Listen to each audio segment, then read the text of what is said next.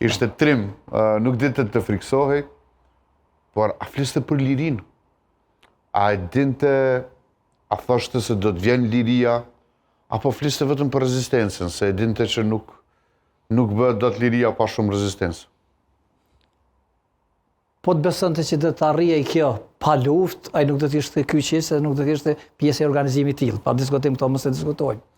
Po ne përmeni shumë herë tash kur tregosh ato fillet e para të organizimit, që kena se një revole, një pushke, një automate, një snajpere, se me kikon ato fillet e para. Kena pas punë me një superfuqi, mësë me katërta në Evropa, me aeroplana, me tenka, me helikoptera, me ushtrie, policie, sen. Edhe kishte edhe njerëz tillë, kur unë nisëm në aksion, ne bëjshin kiamet. A dinë si zërë, shtire, kështu e kënina, edhe zërë kur i plas ka jetë, qështë bo du të mja bo.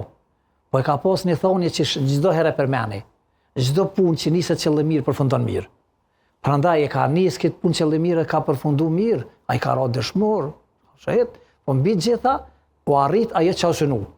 Thashte tërë kohën ka punu për që ditë, për një angazhim të armatusur, se ndryshe ka qenë i bindur që nuk arrijet liria.